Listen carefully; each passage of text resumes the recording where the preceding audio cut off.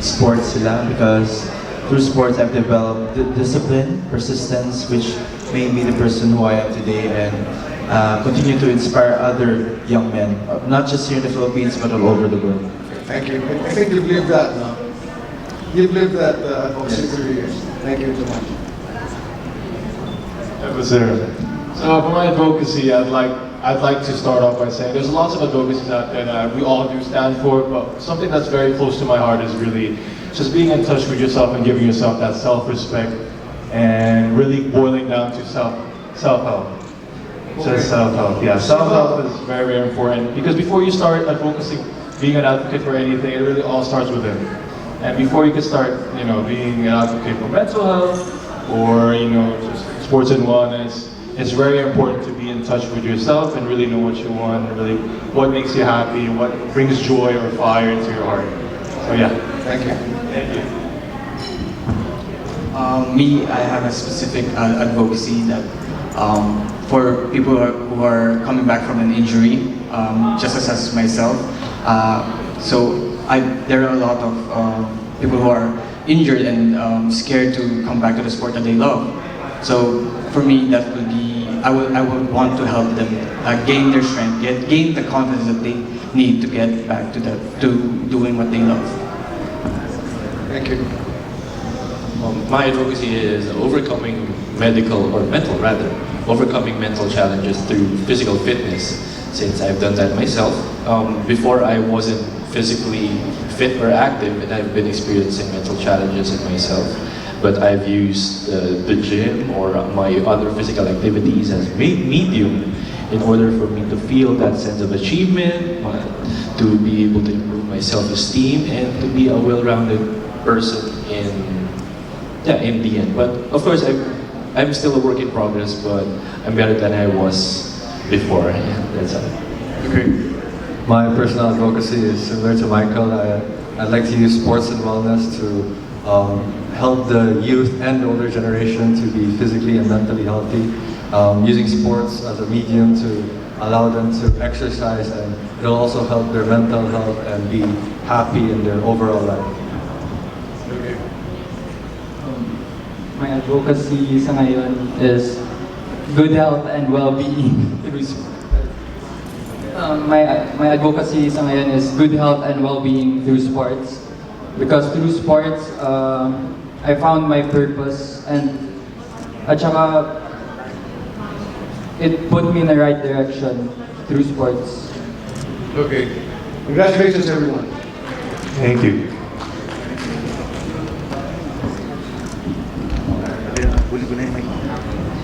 Okay, good afternoon. I'm Noah Liberiosa for OPM Worldwide. I have a question for MJ. So MJ, since Mr. International is just in a month or so, no? It's happening in a month or so. So Yes. how will you going to show your competitiveness as the country's representative, and at the same time a friendly and hospitable host to the other international delegates? So can you repeat that again? Sorry.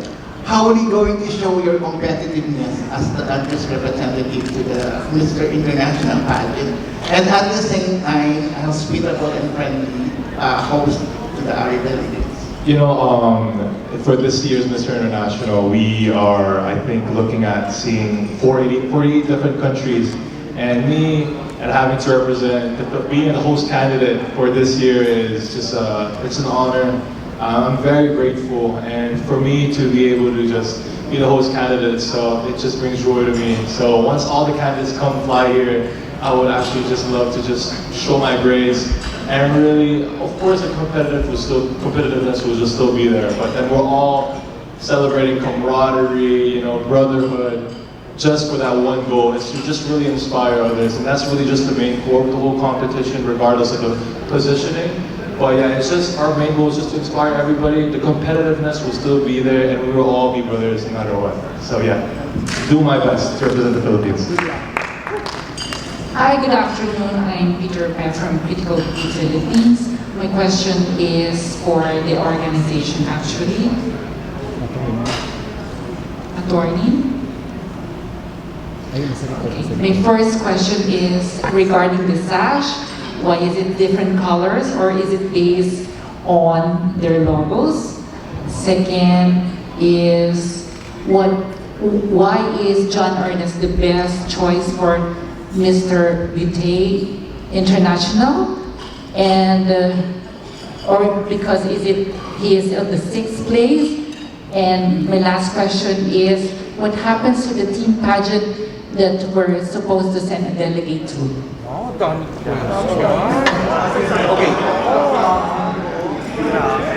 Number 1, retaining their sash.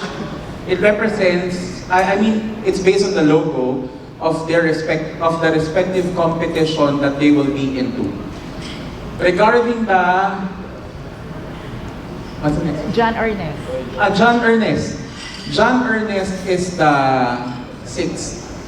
So it was not a difficult task for us to choose who will compete for that one in Turkey, because I cannot pronounce the name until now. Only Tito Norman. Tito Norman, how do you pronounce it? Yeah, that one.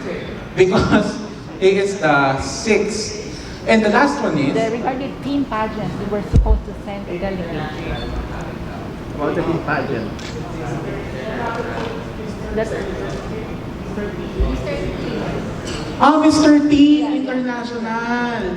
Mr. Teen International for their edition is still up. We are just maybe fine-tuning some things, but we'll announce soon. It's a major discussion pa but it was unready before, right? But there are, I mean, when Caballero Universal presented itself, and everyone has a title that will compete this year, it's Andre Cue who is the best candidate to fill in the spot. That's why he's chosen, he was not really taken from Mr. Teen and placed in Caballero Universal, but we think that's the best decision for now. But for Mr. Teen, I think it is still under our sleeve until further announcement. Yes. Buhay, Kuya Ethan Concepcion from Manila Standard. I already interviewed the 4 of you last weekend, so I reserve my question to King Kate Cortez. You highly impressed me a while ago during your Q&A. At what age did you realize those favorable or pleasant perception toward the members of the LGBTQI community? At what age? Yes. Pagtatawag ka, Nico. Actually, sometime when I was in high school, my first years in high school, since of course I am surrounded by people that belongs to the LGBTQI community. So at first, of course, there were stereotypes. Of course, me belonging to the quote-unquote straight men identity. But yeah, in my own realization, I found peace and harmony with them as my friends, and I am not a person who discriminates them just by them simply being themselves or expressive in their own ways. So yeah, sometime in high school when I reached the point of maturity, and yeah, there you go. Thanks so much, and kudos. Thank you very much.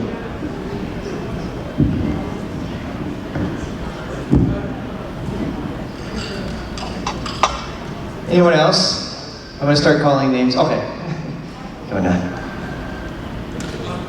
Hello guys, I'm Jason Cappuccino, Sashes and Scripts. I would just want to ask everyone your opinion on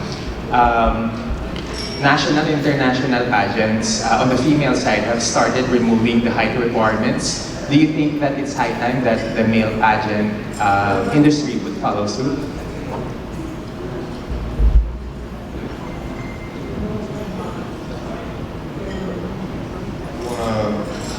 Anyone can start? I could start first, yeah, sure. I think, you know, the pageant industry has been here for the longest time, right? And I think as generations and generations, you know, people who handled the pageant industry, or when, for example, you know, Mr. International having Manuel Del Dio be the first, this is going to be the first inaugural Mr. International Philippines held by Mr. Manuel Del Dio. I think, you know, it changes. It changes due to the fact that, you know, especially for Miss Universe, if you were aware of whatever has happened, you know, it being accepting pregnant women, and now I think it's being normalized. You know, as long as the heads or people under it think that it makes sense, and also for me personally, I feel like if you have other people who you don't have a height requirement, that just opens a lot of doors for other people. And you know, I feel like there's people who don't fit the height requirement, but at the same time, they're very well-rounded individuals. But you know, if they do pursue that, then I'm all for it. You know, so I really I want to promote that with everybody around the world, because I mean that's our purpose, to inspire others, and that includes everybody.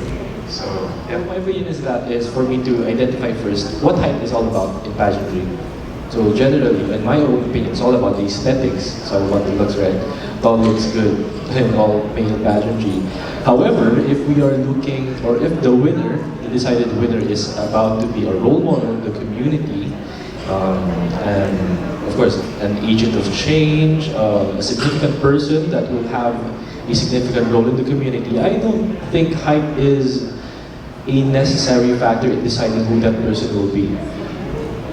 Revelational leaders, I've known and I'm aware of leaders who are very transformational that was gifted a very tall height.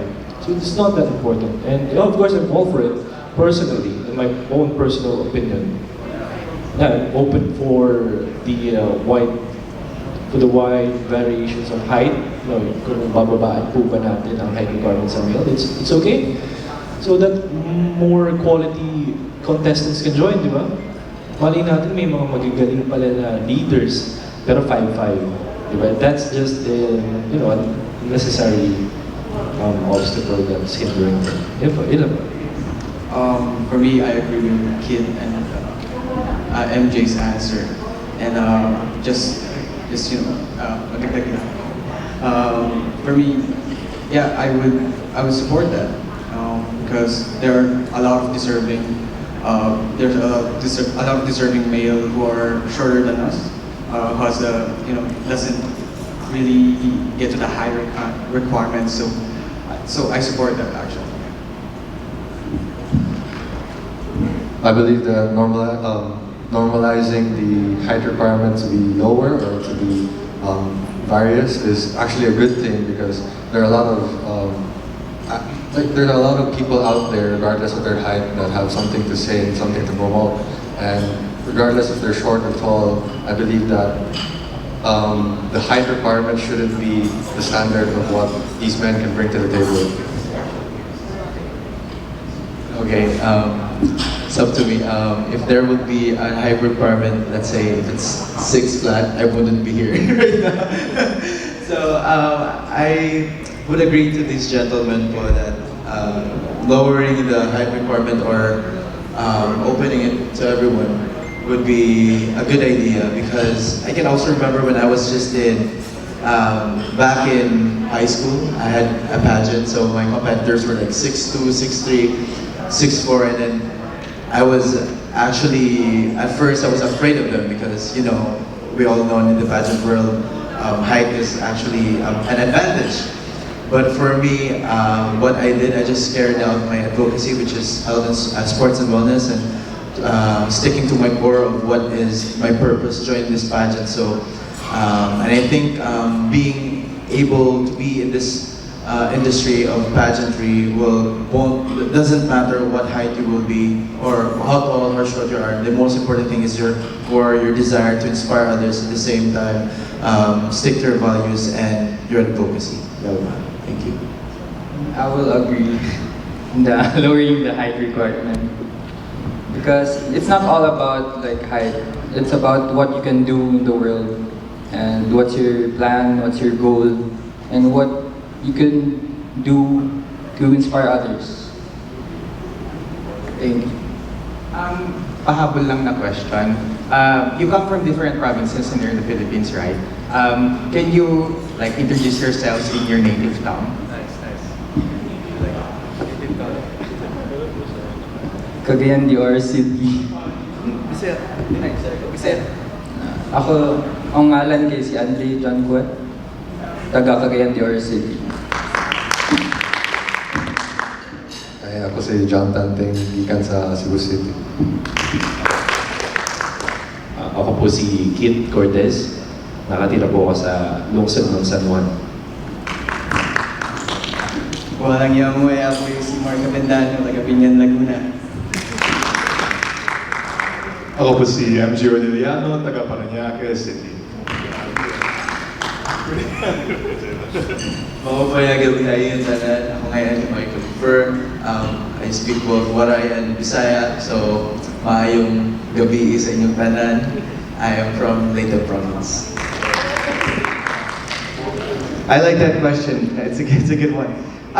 Okay, we're going to have a short little break for the questions. Don't go anywhere, media members. We're going to continue our press con, but I have a special introduction to make. Questions for me? That's for you. Kindly repeat the question. So, sabi ko, male pageants aren't as big as female pageants in the Philippines. Let's just face that. That's the fact of the matter. Why do you believe, though, that Mr. International Philippines is going to be in line with Binibining Pilipinas, Miss Universe, something that people look forward to every year to go to?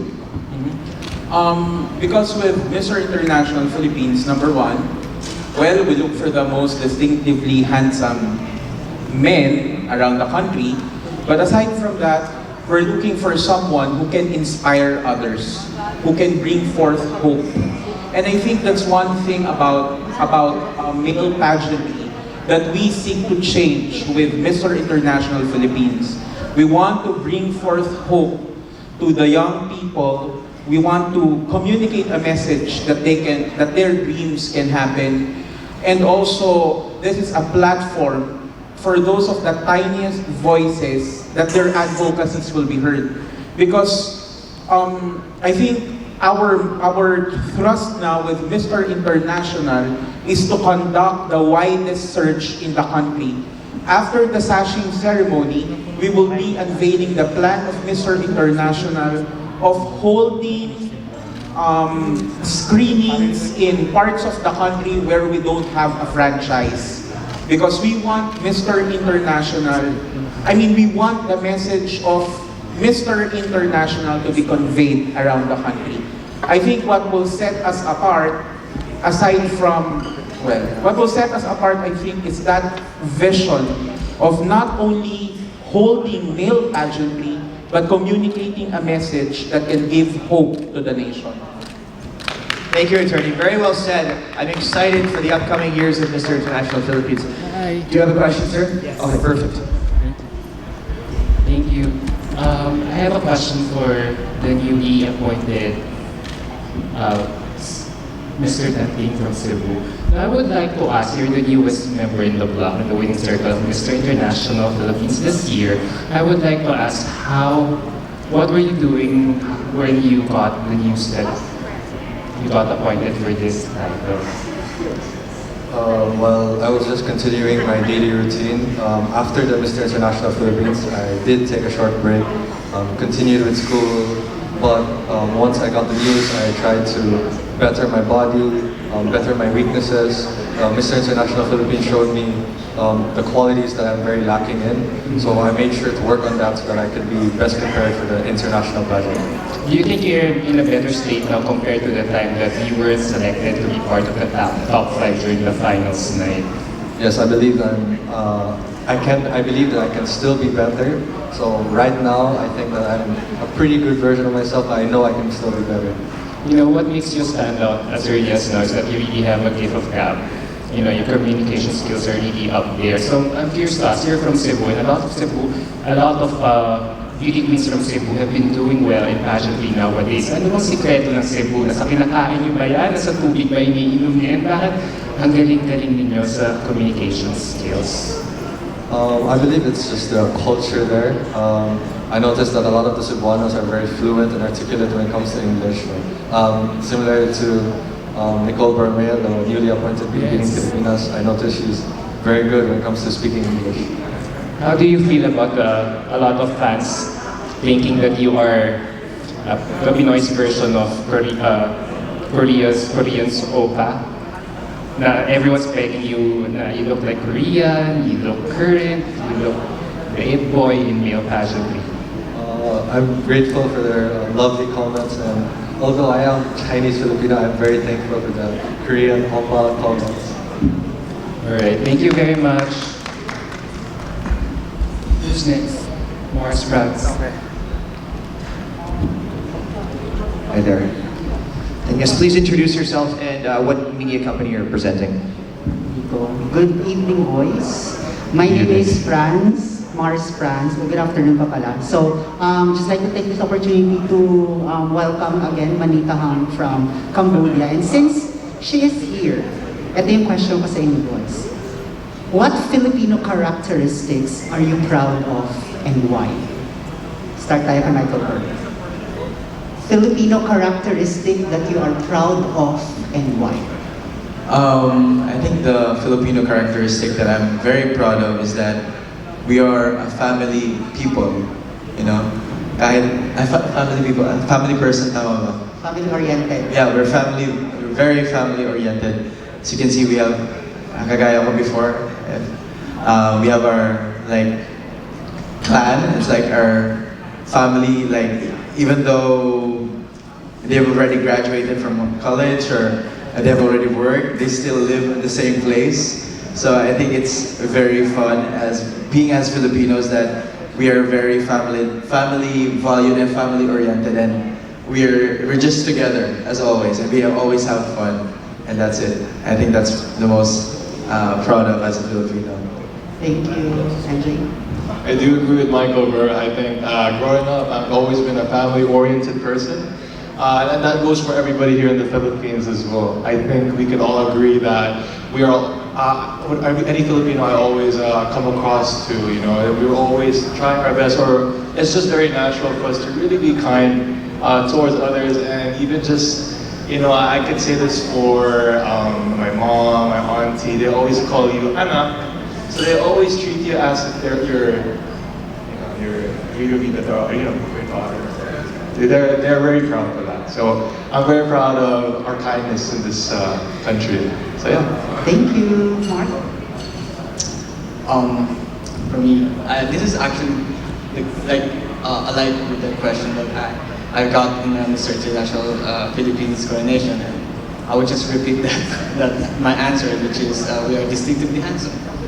Filipinos are distinctively handsome. I believe that we are inimitable and we are original. Thank you. Oh, my favorite Filipino trait, right? Trait or characteristic? Characteristic is our ability to laugh, even though we are in the midst of an unfortunate circumstance. For example, natural disasters are on our country. You know, our ability to laugh and our heart to find happiness on the most difficult situations. Because no matter the situation is, you know, it's just a matter of perception that will fuel us to do what it needs to be done in order for us to overcome. So yeah, there you go. Thank you. Resiliency, one of the words. Ernest. The Filipino characteristic that I think is very unique and very powerful within the Filipinos is our determination. I noticed that there are many successful individuals, and where we really are a country that likes to persevere, as we can see from the successful businessmen, successful organizations. I believe that Filipinos have that determination inside them. Thank you. And last one. What I love about Filipinos is respectful, because like Bo and Alpo. And I also like the love for yung love nila sa country. Yung handang mamatay para sa bayan. Thank you. Thank you so much, boys. And I give the mic to Tita Lavinia. Hi boys, good afternoon. This is my first time to meet you. Maraming salamat rin. Anyone can answer this. Since you competed in a national pageant. There seems to be two ways to determine winners these days. First is to base the winners from the scores garnered, or would you rather be judged via a deliberation? So ano yung mas bet nyo? Depende sa scores nyo ng performance or depende sa deliberation?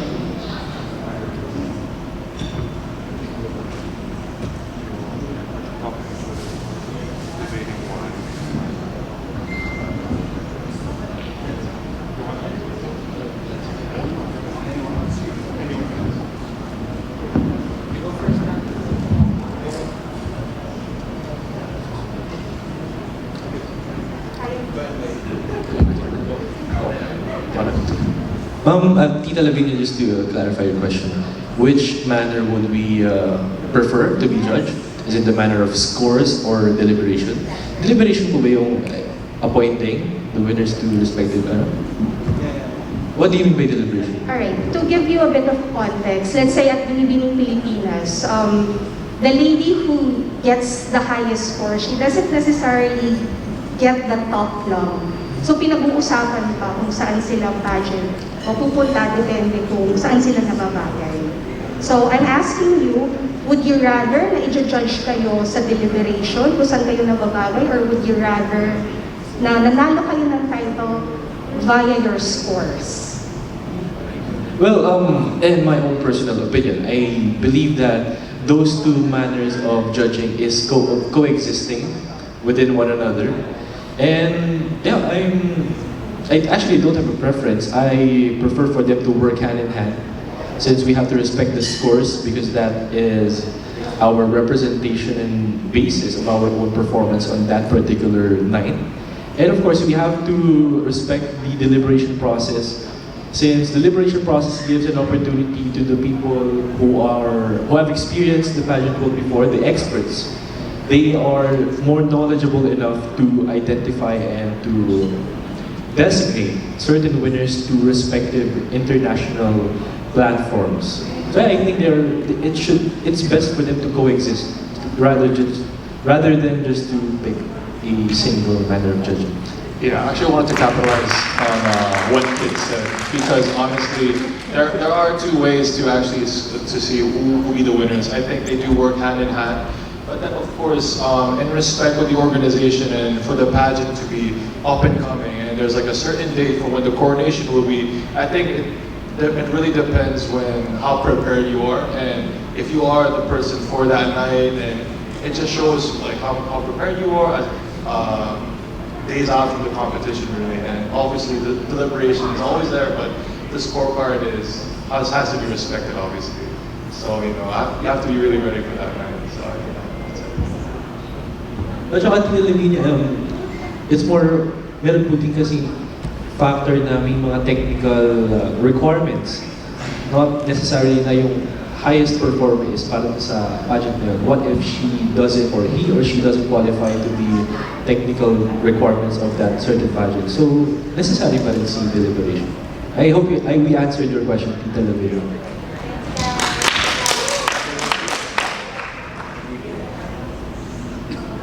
Hi, good afternoon. I'm Francois here from Pageant ng Philippines. Usually in male pageantry, there's always this presumption that male or candidates should have abs and all that thing, muscles. In your competition to the international pageant, how necessary it is really to have abs or muscles?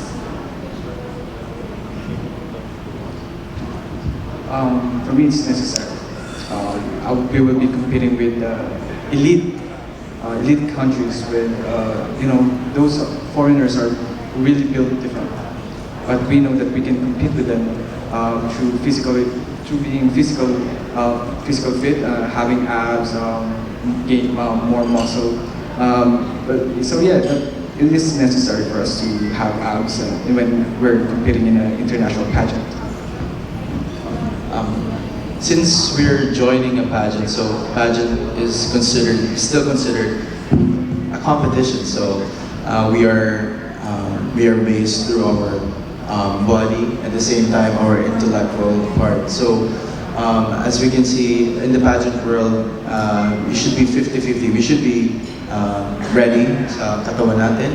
At the same time, because you'll be a model for the model of an organization. Kaya importante talaga na magkaroon ka ng good body, good physique. And most of the time kasi na-notice ko while me joining pageant is napapabayaan na din yung intellectual part of it. So I think the best thing is really to balance the physical side and also the mental side in preparing pageants.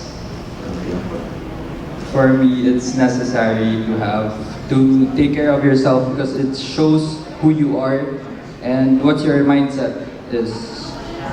Thank you. I think it's also necessary because our physique is our manifestation that we are men of discipline and commitment, and we have used our physical body as a medium to represent it to you guys. Since we are in the pageantry road, we are conveying ourselves to you through runways, through Q&As.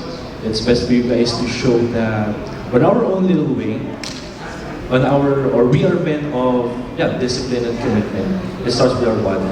That's why we are very dedicated in our own preparations to enhance not only our mental strength or mental health, but of course our physical health as well.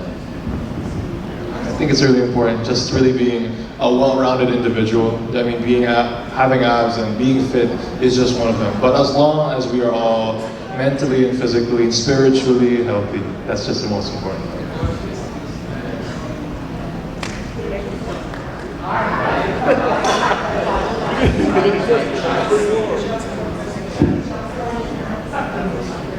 Do you believe that real boys or men do not cry?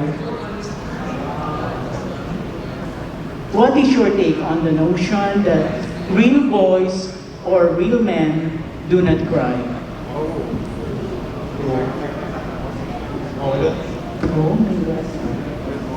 Tanting will take this. I believe that boys or men showing their vulnerability through crying is it shows their strong character to allow themselves to feel weakness.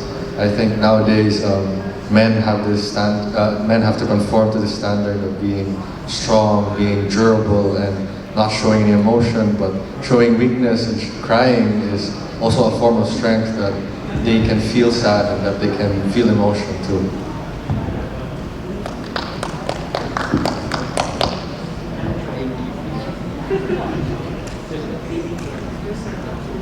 Did you want us to answer? Oh, okay.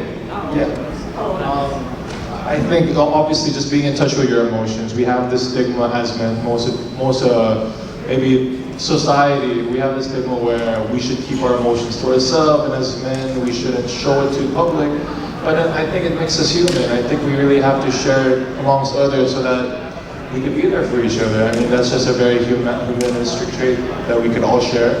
And regardless of what gender you are, I think that's very important so that, you really have to tend to your emotions before it grows up and piles up to be chaos.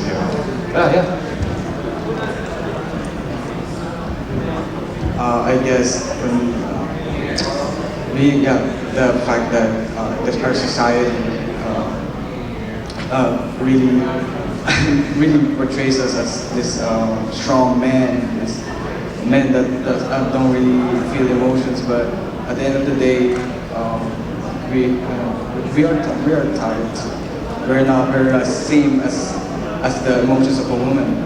I'm not saying that we are equal, but in terms of that we have to be strong. But we don't have so much to rely on when we're being vulnerable, and we can say to other men or any of our friends that we feel this way, that we're vulnerable, that we want to cry, that we need someone to lean on. Right now I think that we have more voice, that we can now speak up on our emotions. So I think it's a stepping point for us men to show what we really feel, to show who we are, to show to cry, and to be to show emotions. Oh, the question is what is our take on the notion real men don't cry? Oh, my personal take is that is ridiculous. Since vulnerability, or we men are as vulnerable as every one of you guys, okay? And our vulnerability will never mean or will never represent our weakness. If anything, vulnerability represents that we are just like everybody else, and we are more than equipped to be able to overcome whatever challenges we have. So crying is not that's not a symbol of weakness. It's just saying that it's a medium of expressing that weakness and part of the process of overcoming that certain obstacle. There you go. As for me, it takes about real men don't cry, diba? So it's like a toxic masculinity perspective, diba? That guys don't cry, so keep it to yourself. So nowadays, we are having this stigma of what MJ said, that we should be strong as men, we shouldn't share our feelings because we should keep it to ourselves, tama yung sinasabi nila. But yun nga yung sinasabi nila. And I believe na we should get rid of that stigma, we should get rid of that perspective by showing, tama yung sinabi nila na vulnerability. Pag pinapakita yung totoong sarili, hindi nagpapaka-plastic, so pinapakita yung true self. So, For me, I think real men cry because, yeah, we're human and it's important to show your emotion so that you could understand each other. And yeah, thank you. Thank you. Hi guys, congratulations first of all, and thank you. I was told this would be the last question before the next part of the program. So I just would like to ask one of you guys, Michael, since you are the sportsman here. Yes, you're a gold medalist in the SEA Games, and now you're competing internationally once more for Mr. National Universe. That's right. So I'm just curious, how do you adjust the disciplines you instill in sports as a decathlete and in a pageant? To be honest, sir, the difference or the similarities with pageant and sports, yung mental game talaga. As in, before the competition starts, before the pageant starts, the most important thing is the preparation. The preparation that I take. So the sacrifices that I have to deal with, so the things that I have to avoid, especially let's say the things that I have to eat talaga, so I have to train. So every time I train in sports, most of the time I stick to my discipline, I stick to my workout, follow my coach. And kagaya naman dito sa pageant naman, yun lang yung ginagawa ko din. So how I won that pageant, the process that I did, I just repeated the same to this on this alley, so I can achieve that title. So I'm sticking to my diet, my exercise, my training, and also mentally by simply training my Q&A practice and following my pageant coach. That will be all.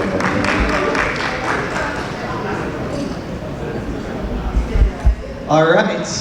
Well, that sums up all of our questions. Maraming salamat to our media members for all of your amazing questions. Give yourself a round of applause.